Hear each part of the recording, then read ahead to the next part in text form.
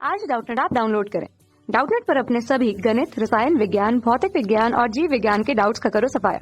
बस प्रश्न की फोटो खींचो, एक ही प्रश्न को क्रॉप करो और तुरंत वीडियो सोल्यूशन पाओ। अभी डाउनलोड करें। प्रश्न दिया है, कारण बताइए। और पहला बोल रहा है कि प्रतिरोध बॉक्स की प्रतिरोध कुंडली दोहरी मोड़कर बनाई जाती है, ऐसा क्यों बोल के, ठीक है।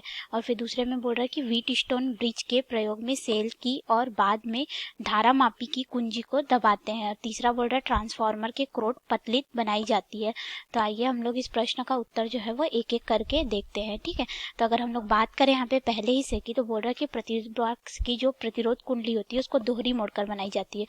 अर्थात देखिए ये क्या होता है कि प्रतिरोध बॉक्स में जो इस तरह से हम लोग प्रतिरोध लगाते हैं उसको हम लोग इस तरह से कुंडली के रूप में रखते हैं, तब हम लोग इसमें एक और कुंडली इस तरह से उसी के साथ में लपेट देते हैं, एक और तार की कुंडली, ठीक है।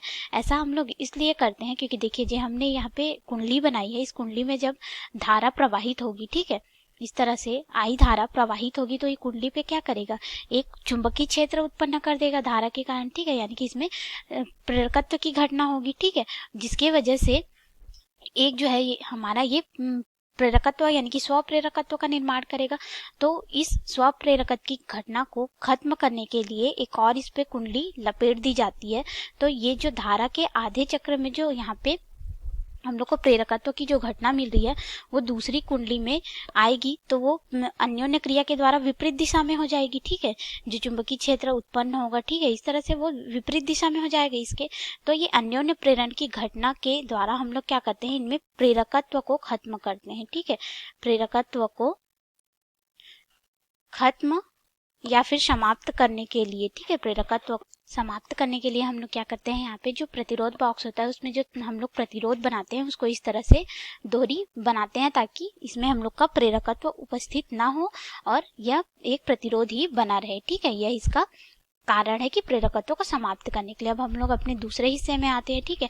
दूसरे हिस्से में हमसे बोला जा रहा है कि व्हीटस्टोन ब्रिज के प्रयोग में सेल की जो कुंजी होती है, ठीक है, और बाद में धारा मापी की कुंजी को दबाते हैं, ऐसा क्यों। तो हम लोग इसको व्हीटस्टोन ब्रिज की सहायता से, ये हमारा व्हीटस्टोन ब्रिज है। अब हम लोग को जैसा प्रश्न में बोला जा रहा है उसके अनुसार अगर हम लोग करके देखें तो देखिए क्या होता है, ये जो व्हीटस्टोन ब्रिज होता है इसमें क्या होता है कि बहुत सारे तारों की यानी कि विभिन्न तारों की कुंडियां लगी रहती हैं, जैसे PQRS जैसे लगा हुआ है, ठीक है, उसी तरह से।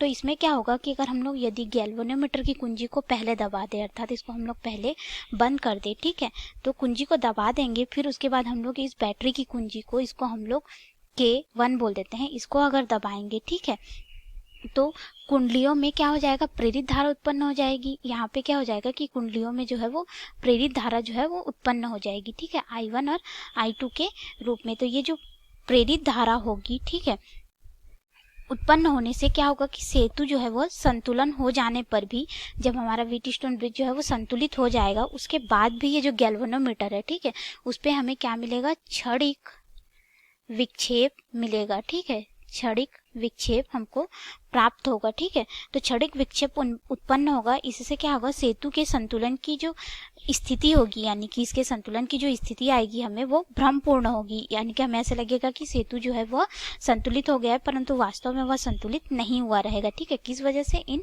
प्रेरित धाराओं के वजह से, ठीक है। और जब संतुलन की स्थिति होती है तब गैल्वेनोमीटर में जो धारा होती है उसका मान क्या होता है, शून्य होता है, ठीक है, गैल्वेनोमीटर की धारा का। परंतु गैल्वेनोमीटर में तो हमें क्षणिक विक्षेप प्राप्त होगा, ठीक है। कब की स्थिति में, जब हम लोग गैल्वेनोमीटर की कुंजी को पहले दबा देंगे और हमारे बैटरी की कुंजी को बाद में दबाएंगे, तो ठीक है।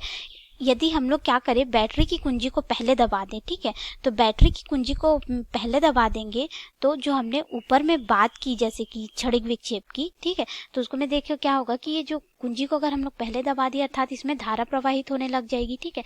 फिर यह धारा जो है अब सेतु में इस तरह से प्रवाहित होगी तो इसमें प्रेरित धारा उत्पन्न नहीं होगी, अर्थात हम कह सकते हैं कि इसमें धारा का मान स्थिर हो जाएगा, अर्थात जो प्रेरित धारा का मान है, ठीक है, वह समाप्त हो जाएगा, ठीक है, प्रेरित धारा का मान शून्य हो जाएगा। तो प्रेरित धारा नहीं होगी तो जब संतुलन की स्थिति में हमारा जो सेतु है वो आएगा तब हमें वहाँ पे क्षणिक विक्षेप प्राप्त नहीं होगा, ठीक है, अर्थात हमारा ब्रिज जो है पूरी तरह से संतुलित रहेगा, वहाँ पे भ्रम की स्थिति नहीं आएगी। इसीलिए हम लोग क्या करते हैं कि बैटरी की कुंजी को पहले दबाते हैं, उसके बाद फिर हम लोग गैल्वेनोमीटर की कुंजी को दबाते हैं, क्यों, ताकि प्रेरित धारा का मान जो है वह शून्य हो जाए। हम पहले दबाते हैं। अब हम लोग अपने प्रश्न के तीसरे हिस्से में आते हैं। हमें बोला जा रहा है कि ट्रांसफार्मर की क्रोड पतली बनाई जाती है बोल के, ठीक है। तो इसका भी हम लोग कारण देख लेते हैं। यहाँ पे ये हमने एक ट्रांसफार्मर का कोर बना लिया, ठीक है, और इस पे हमने इस तरह से फेरे बना दिए तारों के।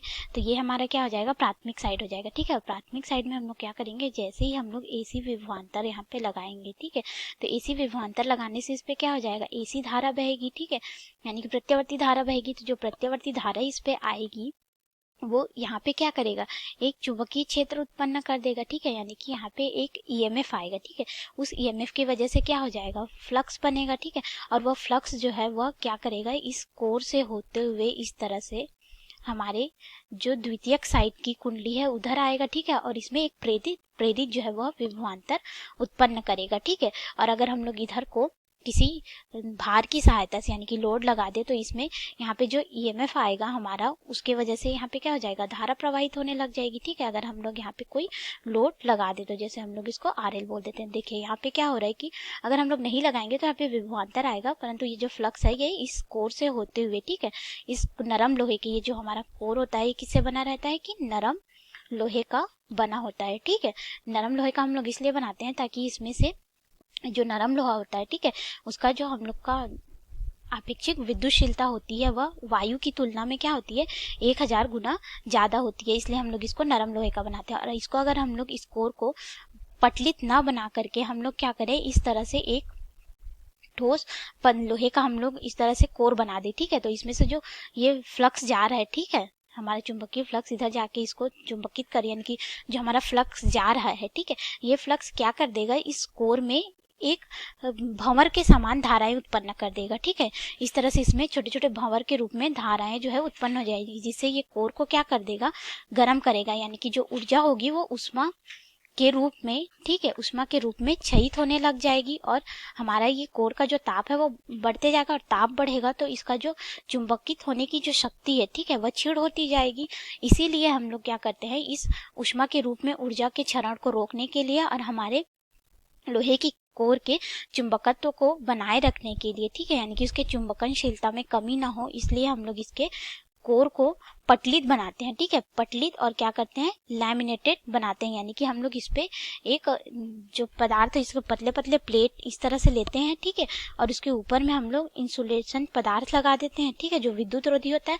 उसके बाद फिर इसी तरह के एक और पदार्थ को इसके ऊपर में लगा देते हैं। तो इस तरह से कोर को पटलित बना के हम लोग भंवर धाराओं के रूप में जो उष्मा और ऊर्जा का जो क्षरण हो रहा था, ठीक है, उष्मा के रूप में जो ऊर्जा का क्षरण हो रहा था उसको रोक सकते हैं। और साथ ही साथ हमारे इसमें भंवर धाराएं जो उत्पन्न हो रही थी उसको रोकने के लिए मुख्यतः हम लोग क्या करते हैं, भंवर धारा जो उत्पन्न हो रही थी उसको समाप्त करने के लिए हम लोग यह प्रयोग करते हैं। परंतु यह भंवर धारा जो रहती है वो पूरी तरह से समाप्त नहीं होती, बल्कि इसका मान जो होता है वह कम हो जाता है, ठीक है। तो हम यह कह सकते हैं कि जो हमारे पास इस कोर में भंवर धाराएं उत्पन्न होंगी उसके मान को हम लोग कम करने के लिए क्या करते हैं, कोर को पटलित बनाते हैं। तो ये हमारे प्रश्न का उत्तर हो गया। धन्यवाद।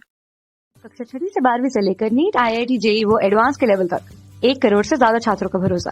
आज ही डाउनलोड करें डाउटनेट ऐप या व्हाट्सएप करें अपने सारे डाउट्स 8400 400 400 पर।